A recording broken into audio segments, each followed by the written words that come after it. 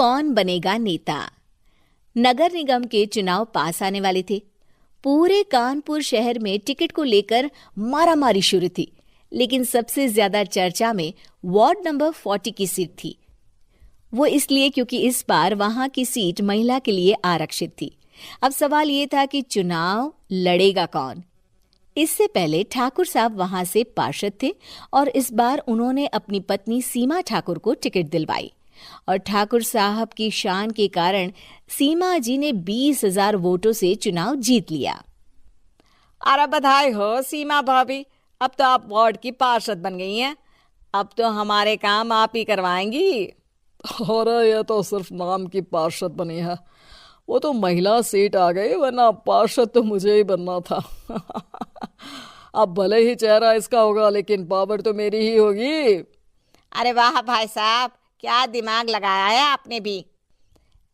आइए आप लोग, खाना लगा दिया है सबके लिए।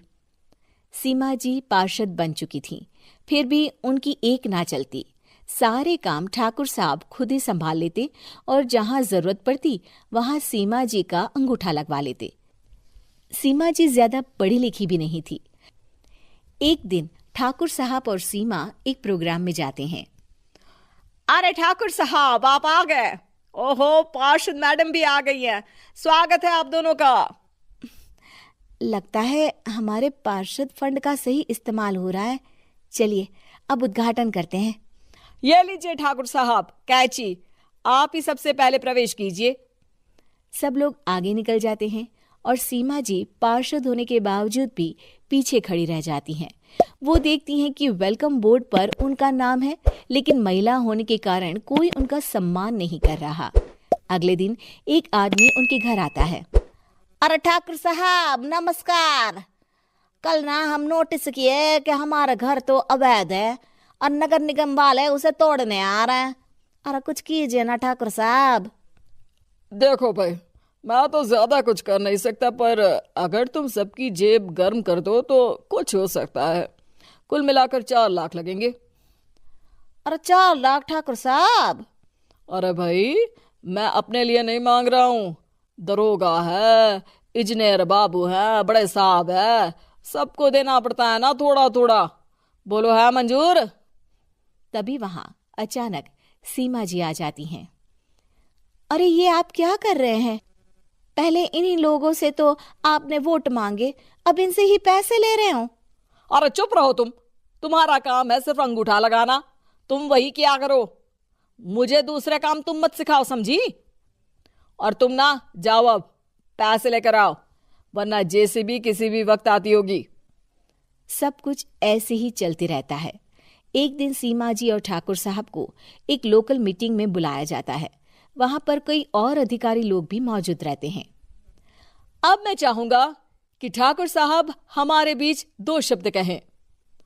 मेरे प्यारे भाइयों और बहनों, आज मेरा सौभाग्य है कि मैं आप सबकी सेवा दिन रात कर पा रहा हूं।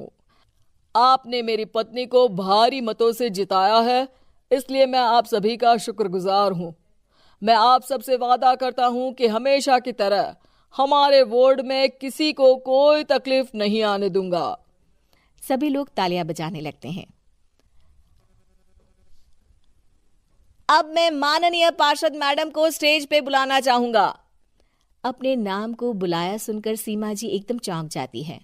उन्हें बिल्कुल उम्मीद नहीं थी कि इतनी बड़ी जगह उन्हें मंच पर बुलाया जाएगा। जैसे तैसे वो मंच पर चढ़ती हैं।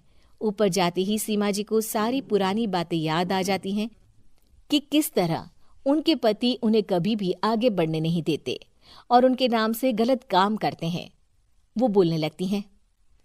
मैं आपके वार्ड की पार्षद सीमा हूं। आप में से बहुत कम लोग ही मुझे जानते होंगे, क्योंकि इससे पहले मुझे कभी ऐसा मौका ही नहीं मिला। सारे मौके मेरे पार्षद पति यानी आपके ठाकुर साहब ही लेते रहे, लेकिन आज ये मौका मुझे मिला है तो मैं इसे ऐसे ही नहीं जाने दूंगी। मैं आपको ये बताना चाहती हूँ कि आपके ठाकुर साहब मेरे नाम की आड़ में गैर कानूनी काम करते हैं, जिस पर अंगूठों के निशान मेरे होते थे। इसीलिए मैं अपनी गलती मानती हूँ और आज अपने पद से इस्तीफा देती हूँ, ताकि आगे से कोई गलत काम ना हो पाए।